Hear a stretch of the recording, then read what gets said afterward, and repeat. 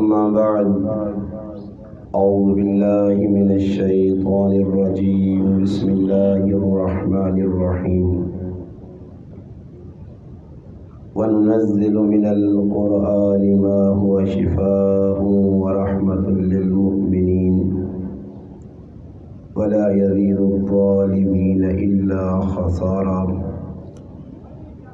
قال النبي صلى الله عليه وسلم إن الله يرفع بهذا الكتاب أقواما ويذهب به آخرين أو كما قال النبي صلى الله عليه وسلم سبحان ربك رب العزة عما يصفون والسلام على المرسلين والحمد لله رب العالمین۔ تمام حضرات جو یہاں مرد اور گھر میں عورتیں تشریف رکھتی ہیں، ثواب اور برکت کی نیت سے درود پاک پڑھ لیں۔ اللہم صلی علی محمد وعلی آلہ وبارک وسلم وصلی علیہ۔ واجب الاحترام عزیز دوستوں، بھائیوں اور بزرگوں، سماعت کرنے والی میری اسلامی ماؤں اور بہنوں، آج الحمدللہ ہمارے محترم قاری الطاف صاحب کی صاحبزادی کے درس نظامی کے تکمیل پر آپ کے اس علاقہ فورملی میں ایک محفل کا انعقاد کیا گیا ہے، جس میں الحمدللہ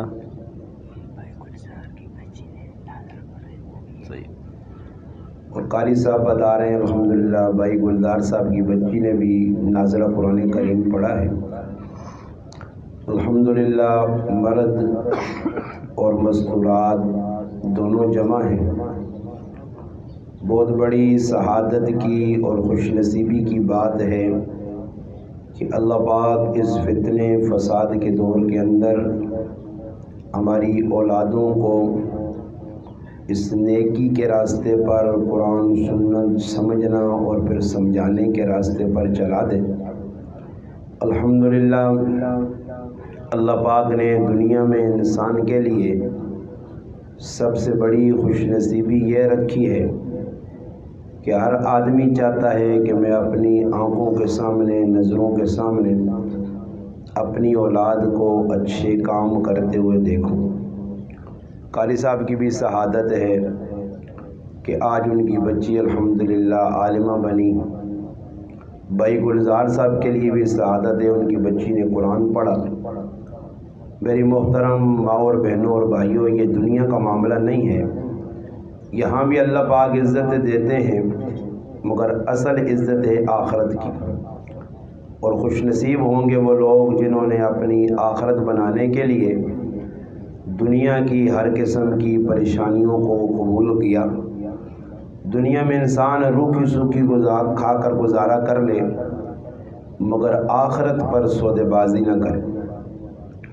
اس وقت مسلمان مرد ہون یا عورتاں وہ دنیا بنانے نے بارے بڑی ایک فکر رکھنے نے، اور جڑی آخرت ہے کہ مرنے تو بعد انسان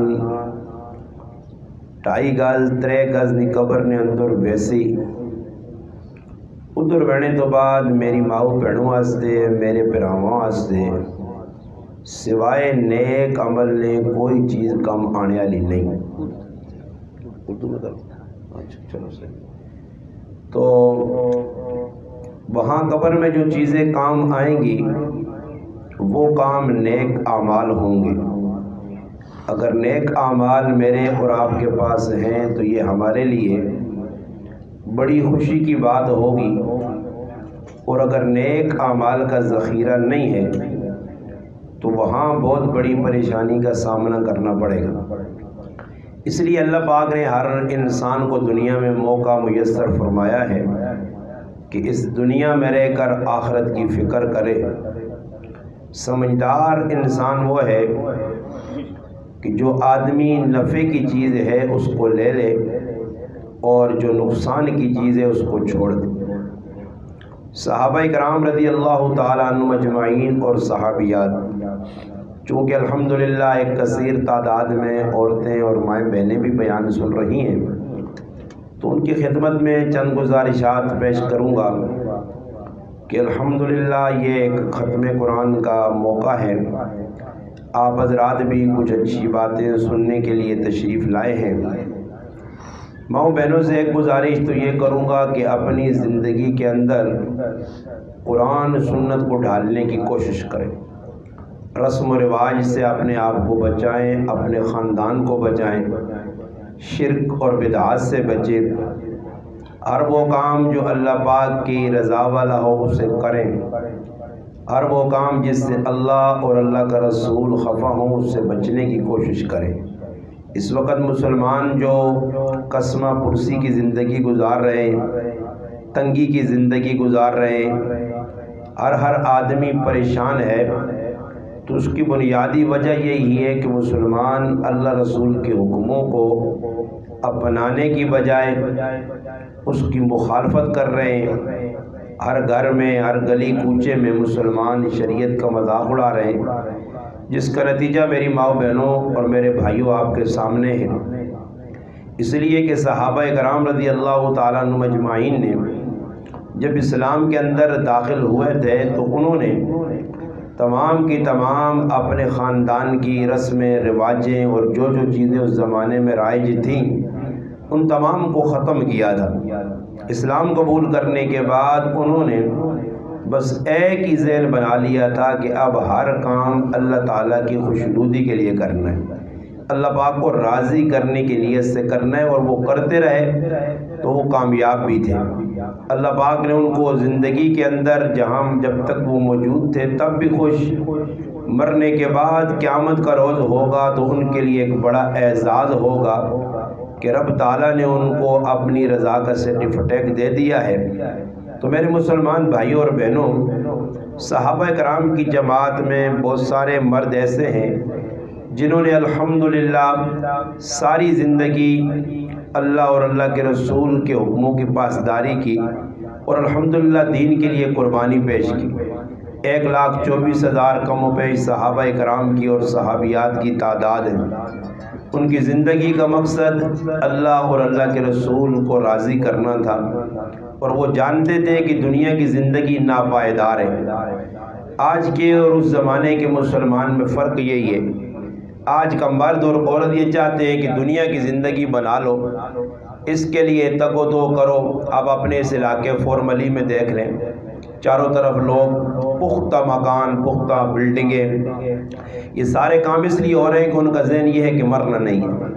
اگر ذہن میں یہ بات آ جائے کہ مرنا ہے، میں نے یہاں چند روزہ قیام ہے میرا، حدیث میں ہے کن فی الدنیا کأنک غریب او عابر السبیل، فرمایا دنیا میں اس طرح رہو جس طرح ایک اجنبی اور مسافر آدمی ہوتا ہے۔ اب دیکھو ایک آدمی مسافر ہے نہیں تو مسافر آدمی کبھی بھی چلتے ہوئے راستے میں پختہ مکان نہیں بناتا، اسے پتہ ہوتا ہے کہ میری منزل آخر دور ہے اور اس منزل تک میں نے پہنچنا ہے، بس اگر راستے میں کہیں رک گیا تھوڑی دیر کے لیے تو مجھے وہاں جو ضرورت ہے اس کو پورا کر کے پھر آگے چلنا ہے۔ اب میری مسلمان بھائیوں اور بہنوں، ہماری جو ہے منزل جنت ہے۔ ہم دنیا میں آئے کچھ وقت کے لیے، بس ہمیں اللہ نے بھیج دیا، پھر یہاں سے ہم نے منتقل ہو جانا ہے قبر میں، پھر حشر میں، پھر ہمارے لیے جنت عبدالآباد کی جگہ ہے، وہاں ہم نے رہنا ہے۔ یہاں دنیا میں تو ہمارا قیام بہت تھوڑا ہے، اسی لیے فرمایا کہ سمجھدار آدمی وہ ہے کہ جو اس دنیا کی چند روزہ زندگی کو بنانے کی بجائے آخرت کی ہمیشہ کی زندگی کو بنانے کی فکر کرے۔ اب یہ جو گاڑی ہوتی ہے نا، کچھ 4 پہیوں والی گاڑی ہوتی ہیں، کچھ 2 پہیوں والی گاڑی ہوتی ہیں، ایسے ہی میاں بیوی کی زندگی کی ایک گاڑی چلتی ہے اور دونوں نے دین پر چلنا ہوتا ہے۔ صرف مرد دیندار ہو پھر بھی کہانی نہیں بنتی، اور صرف اگر عورت دیندار ہو پھر بھی مسئلہ حل نہیں ہوتا۔ دونوں دیندار ہوں، دونوں اللہ رسول کے حکموں پر چلنے والے ہوں، تو پھر الحمدللہ گھر کے اندر بہار بھی آتی ہے، گھر کے اندر الحمدللہ آسانیاں بھی پیدا ہوتی ہیں۔ اگر اللہ نہ کرے ایک آدمی دین پر چل رہا اور دوسرا آدمی نہیں چل رہا تو اس کا بہت بڑا نقصان ہوتا ہے، جو آپ حضرات دیکھ رہے ہیں اس موجودہ معاشرے میں۔ تو صحابیات کا یہ ذہن تھا، اپنے خامدوں کو دین کی طرف الحمدللہ راغب ہوتے ہوئے دیکھ کر خوش ہوتے تھے۔ آج اللہ معاف کرے کہ جب ہمارا ذہن دنیا کا بن گیا تو ہم صبح اٹھتے ہیں، میاں بیوی جب بیٹھتے ہیں ناشتہ کریں، کھانا کھائیں یا کسی موقع پر اکٹھے ہوں، بلکہ عزیز و اقارب جمع ہوں تو دنیا کی گفتگو، بلکہ اب تو لوگ موت پر بھی دنیاوی گفتگو کرتے ہیں۔ کہیں جنازے میں چلے گئے، وہاں آپ دیکھ لیں سامنے جوان بیٹا اگلے کا مرا پڑا ہے، جنازہ بھی پڑھ رہے ہیں، اور پھر اس کے بعد آپ دیکھ لو دنیاوی گفتگو جاری ہوتی ہے۔ جنازگاہ میں کھڑے ہو کے لوگ، میں نے تو کئی مرتبہ یہ تجربہ کیا ہے کہ جنازگاہ میں جو لوگ کھڑے ہوتے ہیں 5 10 بڑے جنازگاہ میں کوئی آدمی بھی قبر کی بات نہیں کر رہا، آخرت کی بات نہیں کر رہا، نہ اپنی آنے والی زندگی جو لامحدود زندگی ہے اس کے بارے میں فکر مند ہے، بلکہ دنیاوی گفتگو موت پر بھی جاری ہے۔ ختم قرآن پہ اکٹھی ہیں عورتیں مرد اکٹھے، وہاں بھی اپنی دنیاوی گفتگو کریں گے۔ اگر کسی جگہ شادی کا موقع آ گیا وہاں تو ہلڑ بازی ہوتی ہے، کسی کو پتہ ہی نہیں۔ کئی مرتبہ ایسے واقعات پہ جائے کہ شادی کے اندر ایک علاقے میں ایسے بھی ہوا، ایک نہیں کئی ہزاروں واقعات ہیں۔ ایک عورت ناچ گانے میں لگی ہوئی ہے اور ریگ بج رہا ہے اور وہ ناچ رہی ہے، ناچتے ناچتے وہ گر کے مر گئی ہے، اور ایسے کئی واقعات پیش آئے ہیں، مگر ڈر دل میں نہیں ہے۔ روزانہ عورتیں دیکھتی ہیں فلاں کی جوان بچی مر گئی، فلاں کی جو ہے نا جوان بہن مر گئی، ہاں اس کے باوجود بھی ہمیں موت کو دیکھ کر بھی موت یاد نہیں آتی۔ فرمایا بدبختی کی یہ علامت ہے کہ انسان کو اللہ کے خوف سے رونا بھول جائے، اللہ کا ڈر دل سے ختم ہو جائے، موت کا ڈر دل سے ختم ہو جائے۔ صحابیات وہ تھیں کہ جن کا اوڑھنا بچھونا دین تھا، وہ اسلام کے لیے سب کچھ کر گزرنے کو تیار ہوتی تھی۔ ایک صحابیہ ہے ام عمارہ رضی اللہ تعالیٰ عنہ، بڑی صحابیہ ہے، نصیبہ بنت کعب رضی اللہ تعالیٰ عنہ ان کا نام تھا، کنیت ان کی ام عمارہ تھی۔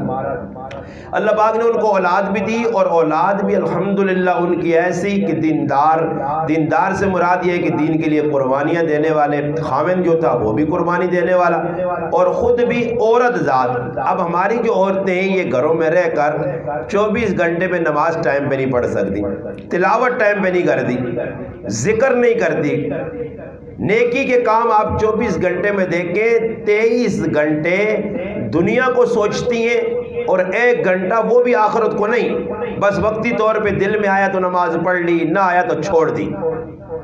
گاؤں کے اندر آپ دیکھ لو، اپنے محلے میں دیکھ لو، گاؤں میں دیکھ لو، ہر گھر کے اندر 2-4 عورتیں جب جمع ہوں گی ان کی بس دنیاوی گفتگو چلے گی، نتیجتاً ظہر کی نماز اڑا دی، عصر کی نماز چلی گئی، گپ گپ کے اندر مغرب عشاء کی نماز چلی گئی، فضول کاموں میں، اور اس وقت کا حساب اللہ کو دینا ہے۔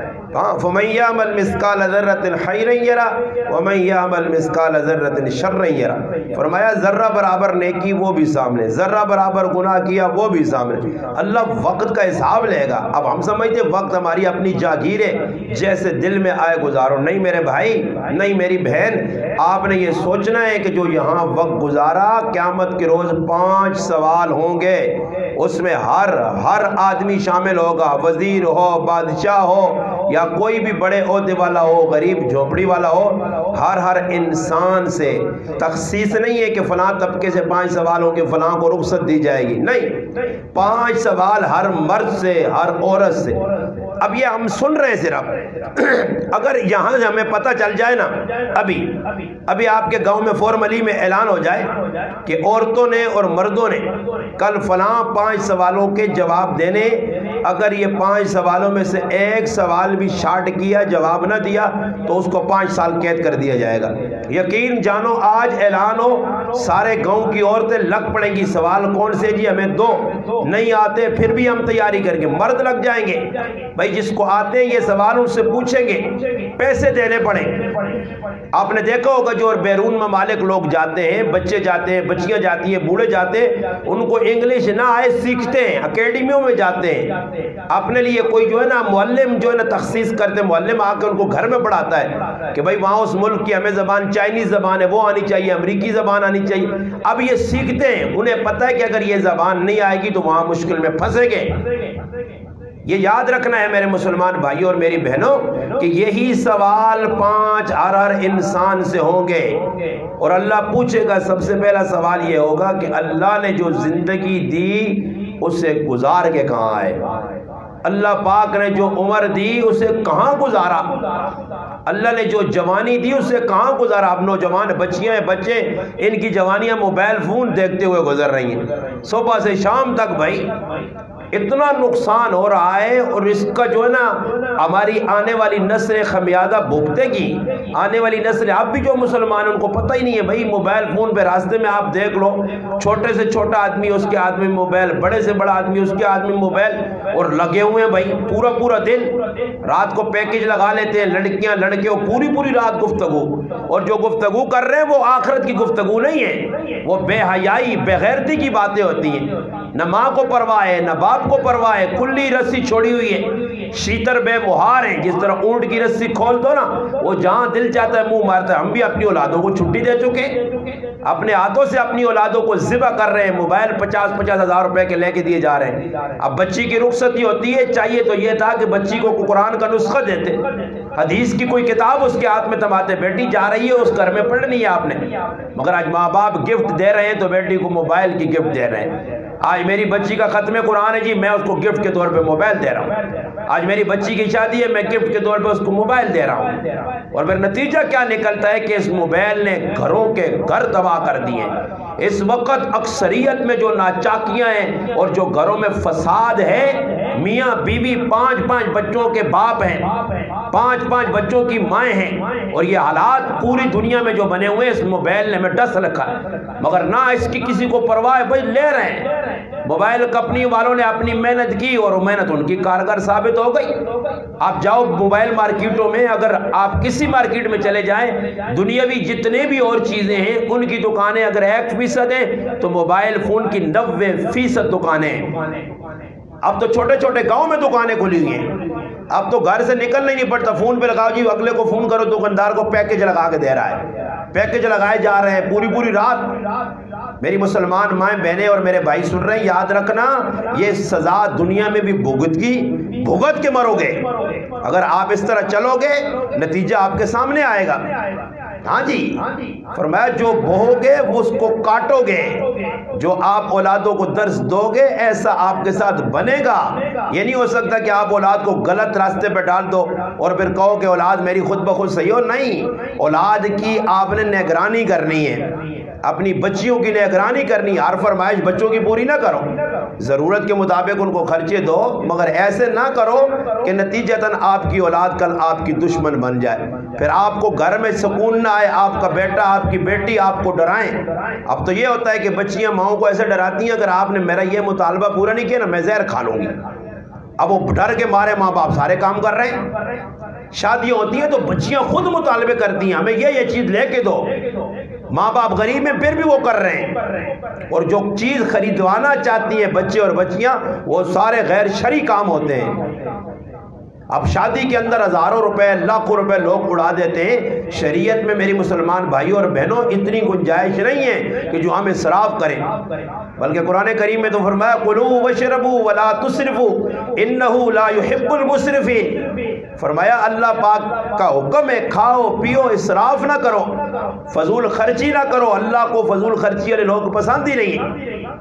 ان المبذرین کانوا اخوان الشیاطین، فرمایا کہ شیطان کے بھائی ہیں وہ جو فضول کاموں میں لگاتے ہیں، فضول جہاں 1 روپیہ لگنا چاہیے تھا وہاں 10 روپے لگا رہے ہیں۔ اب نتیجہ کیا نکلتا ہے کہ لوگوں کے اوپر حالات آتے ہیں، لوگ قرضے اٹھا کے بچوں کی شادیاں کر رہے ہیں۔ بھائی کسی کتاب میں نہیں لکھا ہوا، ہمارے ماشاءاللہ قاری صاحب کی بچی نے ختم کیا، بے شک کرے، پروگرام کروائے، دینی بات کرے، ضروری نہیں ہے کہ ان کے پاس گنجائش نہیں ہے اور یہ اپنی بچی کی یا گاؤں والوں کو خوش کرنے کے لیے 15 دیگے بنائے قرضہ لے کر۔ اب گاؤں کے لوگ تو کھا کے نکل جائیں گے، بعد میں قرضہ قاری صاحب کے متھے لگے گا، ان کے گلے میں پڑے گا، یہ کہاں سے دیں گے؟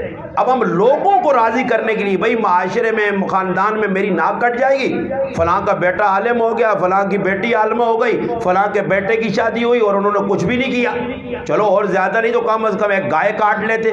بھئی لوگ تو اسی چکر میں پھرتے ہیں اور لوگ راضی بھی نہیں ہوتے۔ اس لیے میرے بھائی میری بہن سن لے کہ ہم نے مخلوق کے پیچھے نہیں بھاگنا، ہم نے خالق کو راضی کرنا ہے۔ اللہ کس کام پہ راضی ہے بس۔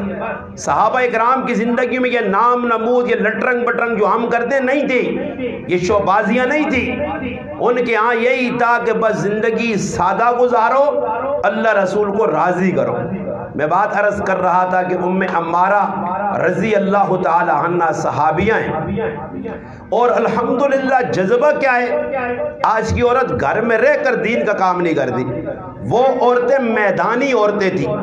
آج کی عورت بازار میں نکلنا چاہتی ہے، اسٹیشن پہ جانا چاہتی ہے، ہوائی جہاز میں غیر مردوں کے سامنے چائے پیش کرنا چاہتی ہے، غیر مرد سے گفتگو کرنے میں اسے لذت مل رہی ہے، غیر مردوں سے تانک جھانک کرنا چاہتی ہے، مگر الحمدللہ اس زمانے کی عورت نکلی ہے میدان میں۔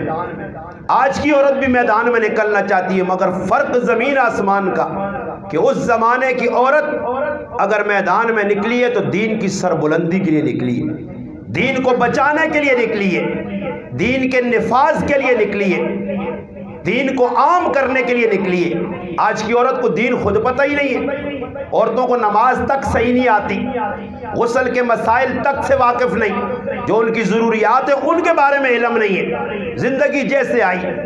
اس لیے الحمدللہ اللہ کا فضل ہے کہ آپ کے اس علاقے میں ماشاءاللہ لڑکیوں کا بھی لڑکوں کا بھی الحمدللہ بنین اور بنات دونوں مدرسے ہیں۔ آپ کی بچیاں الحمدللہ عالمہ حافظہ قاریہ بن رہی ہیں، اور بچیوں کو بھی چاہیے کہ صرف پڑھنے تک اپنے علم کو محدود نہ رکھے، پڑھ لیا اس کو چھپا لیا، اس پر بڑی سزا ملنے والی ہے۔ پڑھا آگے نہ پھیلایا یہ بہت بڑا نقصان ہے۔ نبی کریم صلی اللہ علیہ وسلم کی مشکات میں روایت ہے، آپ نے پوچھا سب سے بڑا سخی کون ہے؟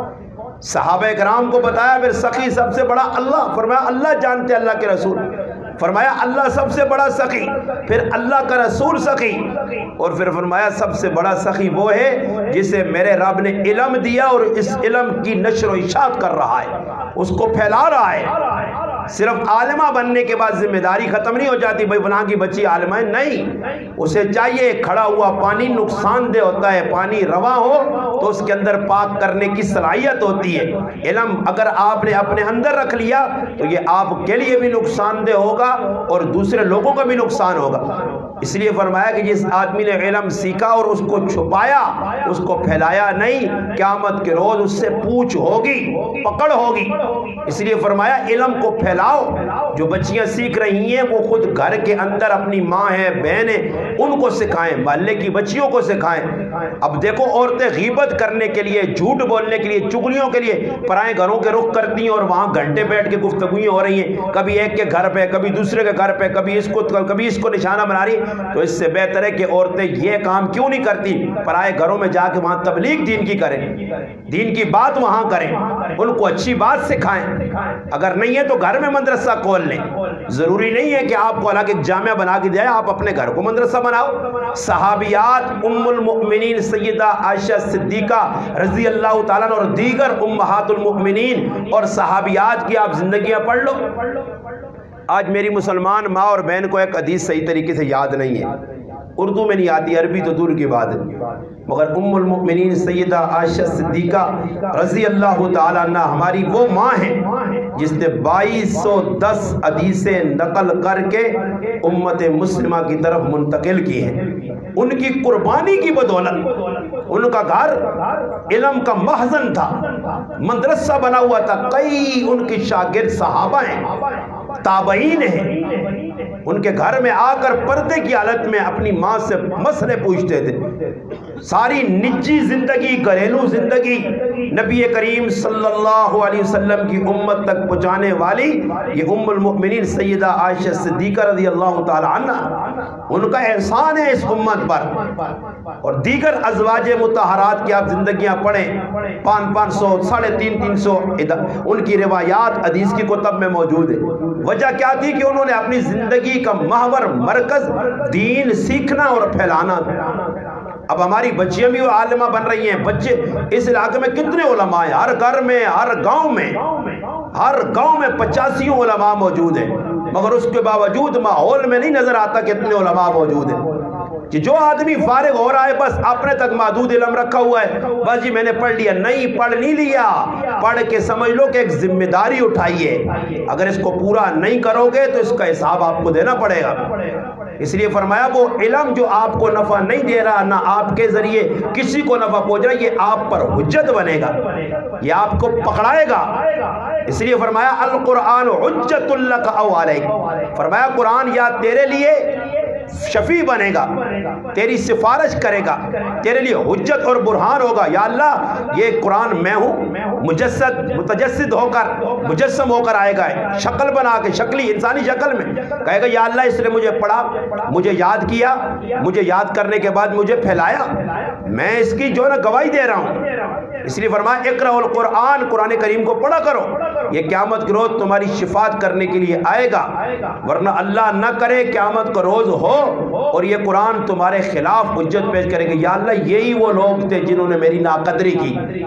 قرآن کریم میں بھی سورۃ فرقان میں کہ قیامت کے روز مفسرین لکھتے ہیں کہ بے شک یہ آیت کافروں کے لیے، کہ کافروں نے قرآن کریم کے یوں گردانی کی، قرآن کریم کو پیٹھ دکھائی، قرآن کریم سے اعراض کیا، منہ موڑا، مگر یاد رکھو کہ اس آیت کا مصداق وہ مسلمان ضرور بنیں گے جنہوں نے قرآن کو پڑھا، یاد کیا، آگے پھیلایا نہیں، قرآن کریم کو جو ہے نا پیچھے کر دیا۔ اس لیے فرمایا ان اللہ یرفع بہذا الکتاب اقواما ویضع بہ آخرین، فرمایا وہ قوم عروج اور بلندی پر پہنچے گی جو قرآن کو سمجھے گی اور اس کو سینے سے لگائے گی، جو قرآن کریم کو پس پش ڈال دے گی، اس کے احکام سے روگردانی کرے گی، نتیجتاً فرمایا اس قوم کو اللہ تباہ کرے گا۔ قیامت کا روز ہوگا، اللہ کے رسول کریں گے، قال الرسول یا رب ان قوم اتخذوا هذا القرآن مہجورا، اللہ کا رسول اللہ کی عدالت میں کہے گا یہ وہ قوم تھی میری جس نے قرآن کو ترک کر دیا تھا، قرآن کو چھوڑ دیا تھا، قرآنی احکام سے مذاق کیا تھا۔ آج میرے بھائی خود مسلمان قرآن کریم کی مخالفت کر رہے ہیں، قرآن کریم کا مذاق اڑا رہے ہیں، قرآنی احکام کی بات آتی ہے تو مسلمان کے ماتھے پر مرد ہو یا عورت ان کے ماتھے پہ بل آ جاتے ہیں۔ اب قرآنی احکام پہ ہم چلنا نہیں چاہتے۔ اب لوگ کہتے ہیں گھروں میں حالات صحیح نہیں، حالات قیامت کی صبح تک صحیح نہیں ہوں گے، یہ میں بارہ کہہ چکا ہوں، جب تک قرآن سے رابطہ بحال نہیں ہوگا، قرآن سے رہنمائی نہیں لی جائے گی۔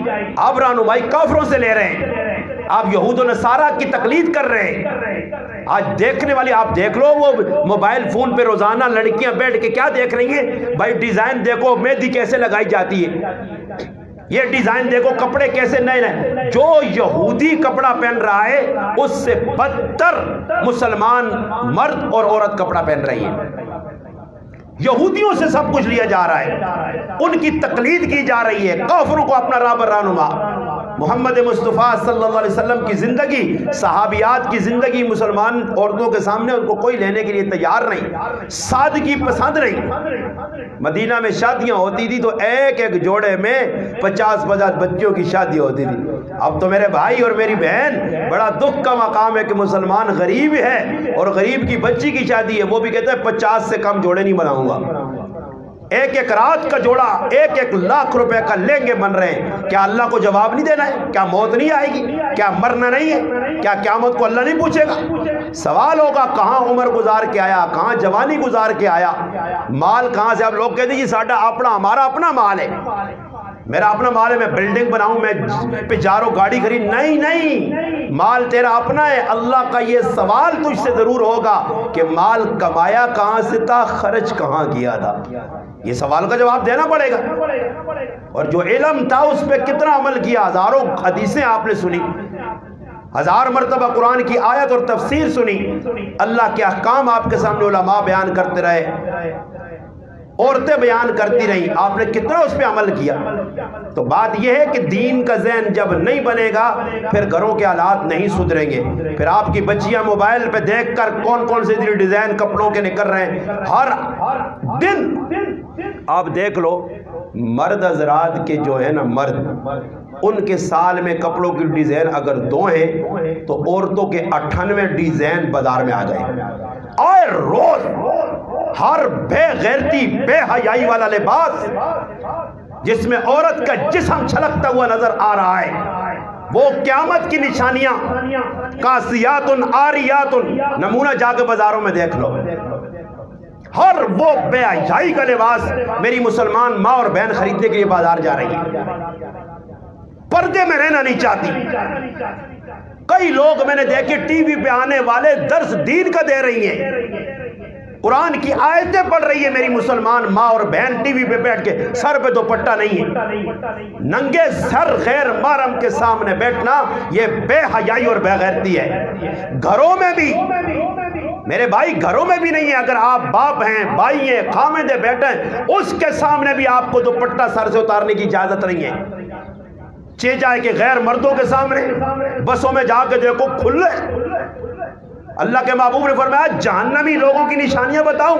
فرمایا میری امت کی وہ عورتیں جہنمی ہیں جو فرمایا سروں کے اوپر بالوں کے جوڑے بناتی ہیں۔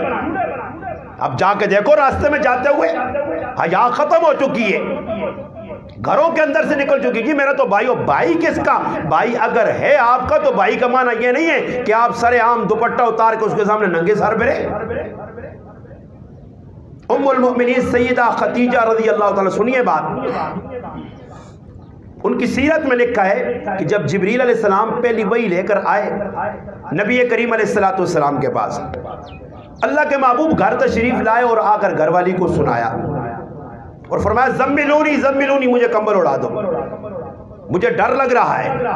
خیر یہاں تک بات لکھی ہے کہ نبی کریم علیہ السلام کو حضرت خدیجۃ الکبریٰ پہلی بیوی سوال کرتی ہے کہ وہ آنے والا فرشتہ کیسے ہے۔ اللہ کے محبوب نے ان کو حلیہ بیان کیا، آنے کا جو طریقہ کار تھا وہ بیان کیا۔ تو دوسرے دن کی بات ہے، اللہ کے محبوب نے فرمایا، حضرت خدیجۃ الکبریٰ رضی اللہ عنہ نے فرمایا اللہ کے محبوب سے آپ میرے پاس آئیں اور میری جھولی کے اندر اپنا سر مبارک رکھیں۔ بعض روایات میں آتا ہے کہ اللہ کے محبوب کی گود میں امی خدیجۃ الکبریٰ رضی اللہ عنہ نے سر رکھا، کہنے لگی اگر وہ فرشتہ آئے تو مجھے آپ نے بتانا، کیونکہ وہ فرشتہ صرف نبی کریم علیہ السلام کو نظر آتے تھے۔ اللہ کے محبوب نے بتایا کہ وہ فرشتہ آ گیا، تو حضرت خدیجۃ الکبریٰ رضی اللہ تعالی عنہ نے اللہ کے محبوب کی گود میں سر رکھا ہوا تھا، آپ اپنی تبدیلی کرتی رہی، حیت تبدیل، کبھی ادھر کبھی ادھر۔ فرمایا آپ فرشتہ کہاں کھڑا ہے، اب کھڑا ہے، اب کھڑا ہے۔ حضرت خدیجہ رضی اللہ عنہ نے سر سے دوپٹہ نکالا، فرمایا اب وہ غائب ہو چکا ہے۔ فرمایا یہ واقعتاً فرشتہ تھا، اگر شیطان ہوتا تو ننگا سر دیکھ کے کبھی بھی یہاں سے نہ جاتا، یہ فرشتہ تھا جس میں حیاتی، وہ ننگا سر نہیں دیکھ سکا۔ یہ صرف بتایا گیا کہ شیطان کیا کہتا ہے جب عورت بازار میں نکلتی ہے۔ فرمایا وہ عورت بڑی بے حیا اور بے غیرت عورت ہے جو خوشبو لگا کے گلی میں نکلے۔ خوشبو لگانا عورت کے لیے منع کیا گیا، حرام ہے، مگر آج کی میری ماں بہن سوچتی ہے آپ جاؤ، مرد اتنی خوشبو استعمال نہیں کرتے، عورتیں زیادہ کرتی ہیں، اپنی من مرضی سے بازاروں میں چلے جاؤ، خوشبو ہی خوشبو۔ شیطان کے بارے میں یہ روایت ہے النساء حبائل الشیطان، اللہ کے محبوب فرماتے عورتیں شیطان کی رسیاں ہیں، شیطان عورت کے ذریعے مردوں کو شکار کرتا ہے۔ اور فرمایا میں اپنے پاس سب سے بڑا فتنہ جو چھوڑ کے جا رہا ہوں اپنی امت کے لیے، نبی کریم صلی اللہ علیہ وسلم نے فرمایا، وہ فرمایا عورت کا فتنہ ہے، اور اس وقت عورت ہی کا فتنہ ہے، اور دنیا کا کافر بھی عورتوں کے ذریعے مسلمانوں کو دبا کر رہا ہے۔ بورڈ دیکھو گلی کوچوں میں لگے، کوئی دنیا کی چیز مسلمان نے بیچنی ہے، عورت کو ضرور اس نے بورڈ پہ چڑھا دینا ہے۔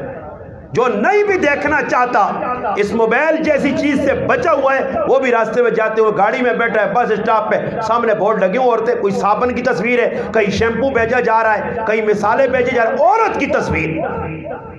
اور زیب و زینت کے ساتھ بنا تھنا کے آج کی میری مسلمان ماں بہن نہیں سمجھ رہی اس بات کو.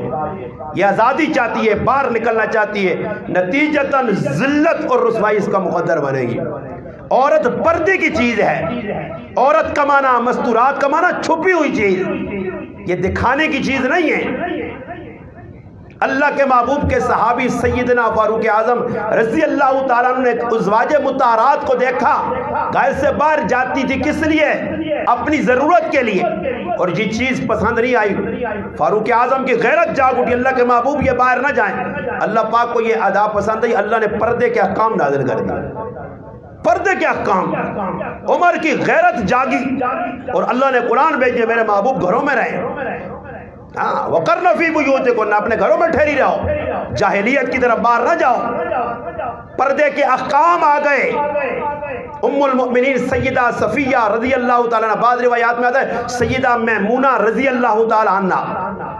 11 ازواج تھی نبی کریم علیہ السلام کی گھر والیاں، گھر میں تشریف رکھتی ہیں. اور ایک نابینا صحابی عبداللہ بن ام مکتوم رضی اللہ تعالیٰ گھر میں داخل ہوئے. اللہ کے محبوب نے فرمایا پردہ کرو. فرمایا اللہ کے محبوب یہ تو نابینا ہے. فرمایا وہ نابینا ہے، تم تو نابینا نہیں ہو. یہ نہیں ہے کہ مرد جو ہے نا تم سے مرد آنکھیں بند کرے، عورت کی بھی آنکھیں بند کرنی ہیں. اور روایات کے اندر آتا ہے عورت کا پردہ کتنا مضبوط ہونا چاہیے. حضرت علی رضی اللہ تعالیٰ عنہ تشریف رکھتے ہیں، مسجد نبی میں مجلس لگی ہے. سوال ہو گیا، سوال کرتے کرتے عورت کی خوبیوں پر بات چلی. حضرت علی نے سنی اور سیدھا حضرت فاطمہ الزہرا رضی اللہ تعالی عنہ، اللہ کے محبوب کی محبوب بیٹی کے گھر گئے، اپنی گھر والی کے پاس گئے. فاطمہ، اللہ کے محبوب نے سوال پوچھا ہے، اس کا جواب چاہیے. اللہ کے محبوب فرماتے عورت کی سب سے اچھی خصلت، چنگی خصلت کون سی ہے، بہتر خصلت کون سی ہے؟ حضرت علی اپنی گھر والی سے پوچھ رہے ہیں. فرمایا سب سے اچھی خصلت عورت کی یہ ہے کہ عورت خود بھی پردہ کرے، مرد اسے نہ دیکھے اور عورت مرد کو نہ دیکھے، یہ سب سے اچھی خصلت ہے. حضرت علی مسجد میں آئے اور اللہ کے محبوب کو سنا. فرمایا علی کدھر سے پوچھا؟ فرمایا آپ کی لخت جگر فاطمہ نے مجھے یہ بتایا. فرمایا فاطمہ تو میرے جگر کا ٹکڑا ہے. فاطمہ، یہ ہم فاطمہ کی ماننے والی مسلمان عورتیں، یہ عائشہ، حفصہ، ام سلمہ، ام حبیبہ، جویریہ کی ماننے والی ہیں. آج ان کی زندگی دیکھو، کبھی یہ ہم سے نہیں بازار دو نا، یہ ہم تو وہ کریں گے جو کافروں کا طریقہ ہوگا. کافر عورت ننگی ناچ رہی تو ہم بھی بازاروں میں ننگے نکلیں گے. اور دشمن اس چال میں کامیاب ہو گیا ہے. اس نے ہمارے نوجوان بچے بچیوں کو تباہ کر دیا ہے. اس لیے ماں باپ تنگ ہیں، علاقے والے تنگ ہیں، گھروں کے اندر ایسی لڑائیاں ہو رہی ہیں. وجہ کیا ہے کہ گھر کے اندر ایسی گفتگو کرو. لوگ کہتے ہیں نا جی مولوی صاحب ایسی نہیں، ہمیں تو وہ گفتگو سناؤ کہ جس گفتگو کے اندر ہمارے نفس نہ دبے، ہم اپنی مرضی کریں. ہمیں وہ دین سمجھاؤ، ہمیں ایسا دین نہ سمجھاؤ. یہ تو دقیانوس دین، نعوذ باللہ جو ہے نا دقیانوسی ہے. وہ پرانے لوگ تھے جو ایسے کرتے تھے. اب تو جدت پسند لوگ آ گئے، روشن خیال آ گئے، جو مرضی ہے کرو. میں ام عمارہ رضی اللہ تعالیٰ عنہ کی بات سنا رہا تھا کہ اللہ کے محبوب کے پاس آئیں. فرمایا اللہ کے محبوب قرآن میں مردوں کے بڑے فضائل ہیں. آپ نے بھی کئی مرتبہ اللہ کے محبوب صلی اللہ علیہ وسلم سنائے عورتوں کے لیے فضائل. تو اللہ پاک نے قرآن کریم کی ایک بڑی صورت ہے سورت احزاب، اس کی ایک بڑی آیت ان المسلمین والمسلمات والمؤمنین والمؤمنات، یہ اللہ پاک نے اتار دی. مسلمان عورتوں کے فضائل، مردوں کے، اور بتایا کہ مسلمان عورت میں یہ صفتیں ہوں گی، 10 صفتیں. مسلمان مرد میں ہوں گی. اللہ نے اعلان کر دیا جو اپنے اندر یہ چیزیں پیدا کر لے میں رب اس کے لیے جنت کو اور مغفرت کا جو ہے اعلان کرتا ہوں. مگر اب وہ پڑھیں، اپنی ماں بہنوں کو پڑھائیں، بچیوں کو پڑھائیں. کوئی عالمہ بچیاں تو وہ محلے میں جا کے سورت احزاب کی ان المسلمین والمسلمات والمؤمنین والمؤمنات اس آیت کا درس دیں. اس کی تفسیر میں علماء نے کیا لکھا ہے اپنی ماؤں بہنوں کو. الحمدللہ میں یہ دعوت دے رہا ہوں، آپ محلے میں جو بچیاں پڑھی ہیں محلے میں جا کے عورتوں کو اکٹھا کر کے اس کا سورت نور کا درس دیں. سورۃ نور میں کیا کچھ بیان کیا، جس میں ام المؤمنین سیدہ عائشہ صدیقہ رضی اللہ تعالی عنہ کے فضائل اور مناقب میں ایک پورا رکوع اللہ پاک نے ان کی برات میں نازل کیا. اب اس کو پڑھائیں تاکہ بچیوں کے اندر دین و حدیث کو لیں. اور حدیث میں بتائیں نبی کریم علیہ السلام آئے معراج کی شب سے، آپ نے فرمایا یا معاشر النساء تصدقنا، اے مسلمان عورتوں، ایک کلمہ پڑھنے والی ہو صدقہ کرو. اللہ کے محبوب صدقہ جی کرے. فرمایا اس لیے کہ میں نے اپنی امت کی اکثریت جو جہنم میں دیکھی ہے وہ عورتیں ہیں. اللہ کے محبوب فرما رہے ہیں عورتیں اکثریت میں جہنم میں دیکھی ہیں. اکثریت میں کیوں؟ کثرت کے ساتھ کیوں؟ فرمایا دو ان کے اندر جرم ہیں، گناہ ہیں. کون سے؟ فرمایا ایک تو یہ لعن تان بہت کرتی ہیں، اور دوسرے نمبر پر اپنے خاوند کی نافرمانی کرتی ہیں. اب گھروں میں جو لڑائیاں بنتی ہیں نا، مرد کا ہاتھ چلتا ہے، عورت کی زبان چلتی ہے. مرد نے ایک بات کوئی برداشت نہیں ہے، بس 50 اس کو سنا دیا آگے سے. کڑوی کسیلی. کئی گھروں میں ایسا ہے کہ دوپہر کو خاوند کھانا کھانے آیا، بیوی نے ایسے کڑوی کسیلیاں سنائی، وہ روٹی چھوڑ کے چلا گیا. ایک آدمی کے بارے میں بتایا جا رہا ہے، وہ کہہ رہے میری شادی ہو گئی، 8 سال سے میں نے بیوی کے ہاتھ کا پکا ہوا کھانا نہیں کھایا، باہر ہوٹلوں میں کھاتا ہوں. سوچنے کی بات ہے. عورت کا کام ہے مرد کی خدمت کرے، اس کے کپڑے دھوئے. میں نہیں کہتا کہ سسرال کی ہاں ساس سسر بوڑھے ان کی بھی خدمت کرو، مگر نہ کرے عورت تو اس پر جبر نہیں ہے، مگر خاوند کی اطاعت کرنا. فرمایا اگر میں اللہ کے بعد کسی کو سجدے کے لیے حکم دیتا تو عورت سے کہتا کہ مرد کو سجدہ کر. اب مسئلہ یہاں سے خراب ہو تو عورت اپنا کام کرنے کو تیار نہیں، مرد سے سارے کام کروا رہی ہے، مرد سے ہر رسم و رواج کے کام. اب دیکھو گھروں کے اندر عورتیں تو بھئی بازار میں جا کے ڈیگ نہیں لاتی نا، ٹیپ ریکارڈر تو نہیں لاتی نا، مردوں کو مجبور کرتی ہیں وہ لاتے. اور گھروں کے اندر جو ہے نا 3-3 4-4 دن شادیوں میں ڈھول بج رہے ہیں، گانے ہو رہے ہیں، رسمیں ہو رہی ہیں. آج مہندی کی رسم، آج فلاں رسم، آج فلاں. یہ ساری رسمیں خالصتاً ہندوانہ، سکھوں کی، یہودیوں کی رسمیں. مسلمانوں کا کوئی طریقہ نہیں ہے یہ. نہ اللہ کے محبوب کے صحابہ ایسا کرتے تھے، نہ صحابیات نے کیا. اس زمانے میں بھی لوگ شادیاں کرتے تھے. ایک صحابی حضرت جلیبیب رحمت رضی اللہ تعالیٰ عنہ، غریب صحابی تھے. ایسا جذبہ، اللہ کے محبوب صلی اللہ علیہ وسلم نے فرمایا آپ شادی کر لو. فرمایا اللہ کے رسول میں غریب ہوں، میرے ساتھ کون شادی کرے گا؟ فرمایا میں تجھے گھر کا انتخاب کر دیتا ہوں، وہاں چلا جا. اللہ کے محبوب کا پیغام ان گھر والوں تک پہنچا، وہ خوش ہو گئے. خیر انہیں پتہ چلا کہ اللہ کے محبوب خود نہیں اس صحابی کی شادی کرنا چاہتے، ہماری صاحبزادی سے. گھر والوں نے انکار کر دیا، ہم آپ کو بیٹی کا رشتہ نہیں دے سکتے. وہ گھر سے نکلا صحابی ان کے. بچی نے آواز سن لی، ماں باپ سے کہا کہ اللہ کے محبوب نے جو میرے لیے رشتے کا انتخاب کیا ہے میں اس پہ قربان ہوں. اللہ رسول میرے لیے جو پسند کرے وہ میری پسند ہے، میں اسی سے شادی کروں گا. وہ صحابی غریب تھا، کمزور تھا، پیسہ نہیں تھا. خیر شادی ہو گئی، شادی ہو گئی، جلدی شادی ہو گئی. اگر شادی میں وقفہ ہوتا، جس طرح ہمارے ہاں منگنیاں کرتے ہیں لوگ، منگیوا شریف پتہ نہیں کیا کیا، اگر کوئی وقفہ ہوتا تو پھر وہ بھی کتاب لکھتی کہ 6-6 سال تک منگنیاں کرتے تھے پھر شادی ہوتی تھی. نہیں، وہاں منگنی کا تصور نہیں، وہاں نکاح ایک چیز تھی. بس رشتہ کرو، بات کرو، نکاح بس. اب تو لوگوں میں اللہ معاف کرے، مجھے خود اس دن ایک آدمی نے فون کر کے پوچھا کہ مولانا صاحب سنا ہے بڑی عید اور چھوٹی عید کے درمیان میں نکاح نہیں ہوتا. اب بتاؤ جس قوم کو اتنا بھی نہیں پتا، نکاح سال کے 12 مہینے، ہر گھڑی ہر لمحے، رات کو 12 بجے کرو یا دن کو 12 کرو، صبح کو کرو یا شام کو کرو، منگل کو کر یا بدھ کو کر، جس دن جس مہینے میں، اگر محرم ہے شادی کر، سفر ہے شادی کر. اب اللہ معاف کرے محرم کے مہینے میں لوگ شادیاں نہیں کرتے. ہاں جی ایسے ڈرے ہوئے ہیں تو ہم پرستی. سفر میں کہتے ترا تیزی کا مہینہ ہے. ترا تیزی، یہ پتہ نہیں ترا تیزی کا، ہم نے تو اپنے گاؤں کی مار دی ہے ترا تیزی. ہمارے گاؤں میں ترا تیزی نہیں آتی، ادھر پتہ نہیں آپ کیا ترا تیزی شریف. ترا تیزی نہ کسی نے دیکھی، پتہ نہیں کیسی الو قوم ہے.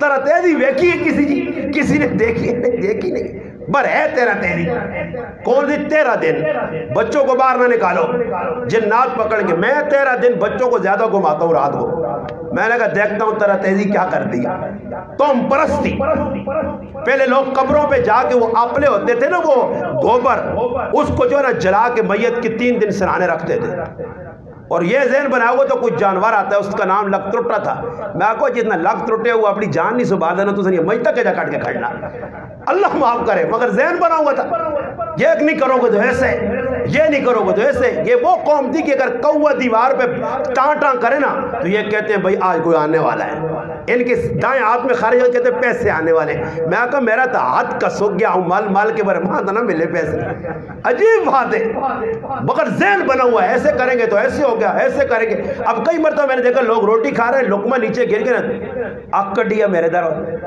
میں کہا ساڑھے کو لقمہ نہیں ٹھہرے الحمدللہ ہم سے نہیں گرتے تمہارا ذہن بنا ہوا غلط جب غلط ذہن بنے گا تو ایسے تم پرستی آدمی کرے گا ایسے نہیں ہوگا ایسے کر لے ایک آدمی کہنے لگا ہمارے گھر میں منگل کے دن اگر کوئی سفر پہ جائے تو گھر والے کپڑے نہیں دھوتے میں نے پوچھا جی کیوں وہ جی گھر والوں کا ذہن ہے منگل کے دن اگر مسافر سفر پہ جائے جو کپڑا دھوئے گا مسافر واپس آ جائے گا مسافر واپس آ جائے گا اب یہ ذہن ہے بس اس پہ پختہ ہیں لوگ اور بنایا ہوا اس کو ذہن کو ایسے کرو گے تو ایسے ہوگا اور پھر ویسے ہو جاتا ہے اس لیے فرمایا جیسے اللہ پہ گمان رکھو کہ فیصلہ ویسے ہوگا ہمارا گمان اچھا ہونا چاہیے تو ہم پرستیوں سے رسموں سے نکلیں ایسے نہیں کریں گے تو فلاں کیا کہے گا بھائی فلاں تو پھر بھی کچھ نہیں ہوگا آج ہمارے قاری صاحب جو ہے نا یہاں 4-5 بھینسیں کاٹ کے پورے فارملی کو کھلا دے پھر بھی میں نہیں سمجھتا کہ فارملی والے آ کے ان کے گلے میں ہاتھ ڈالیں گے اچھا کیا پھر بھی کھانے کے بعد ہم قاری صاحب کو لون چون کاٹ سٹے یا نہیں کوئی مزہ نہیں آیا چاول پھکے آیا ہاں کھانے کے بعد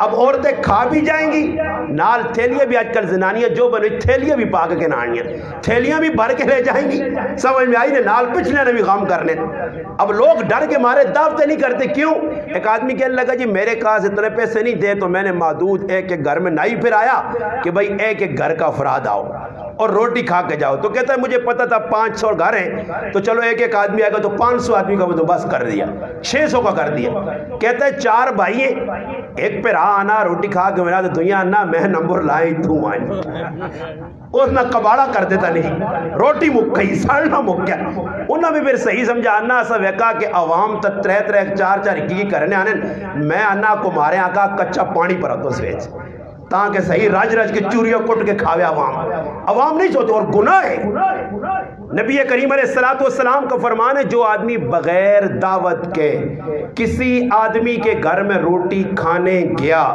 دعوت ایک کی تھی 4 اور بھی ساتھ میں چلے گئے بارات میں ایک کو بلایا 10 اور بھی چلے گئے فرمایا بغیر دعوت کے جو کسی کے گھر میں کھانا کھانے گیا وہ چور بن کے گیا اور ڈاکو بن کے نکلا اللہ کے محبوب فرما رہے ہیں چور بن کے کیسے گیا چور بن کے ایسے گیا کہ چور چھپ کے جاتا ہے چور چھپ کے کار وڑنا تو ڈاکو بن کے کیسے نکلا کہ ڈاکو مارا ڈاکا روٹی ٹھیٹ پر رکھے تھا اور نکل کے آنا بنا ڈاکا مار کے پر آئے کار نہیں سوچتے لوگ اگلے کا نقصان ہوتا ہے تو ہوتا رہے کئی جگہ لوگوں کی جو ہے نا ایسے محفلیں خراب ہوئی ہیں کھانے میں کمی آ گئی ہم نے نہیں سوچا تو صحابیات کے اندر کیا تھا کہ رسموں سے بچ کے شادی حضرت جلیبیب رضی اللہ تعالیٰ عنہ کی شادی ہو گئی کسی کو نہیں ہے کہ بھئی علاقے والے کو بلاؤ عبد الرحمن ابن عوف رضی اللہ تعالیٰ کی شادی ہوئی فجر کی نماز میں صحیح بخاری شریف میں یہاں ان کے زعفران لگی ہوئی تھی خوشبو زعفران نبی کریم علیہ السلام کی نظر پڑی فرمایا عبد الرحمن شادی کر لی ہے فرمایا اللہ کے رسول شادی کر لی فرمایا ولیمہ کرنا چاہے ایک بکری کاٹ کے کسی کو کھلاؤ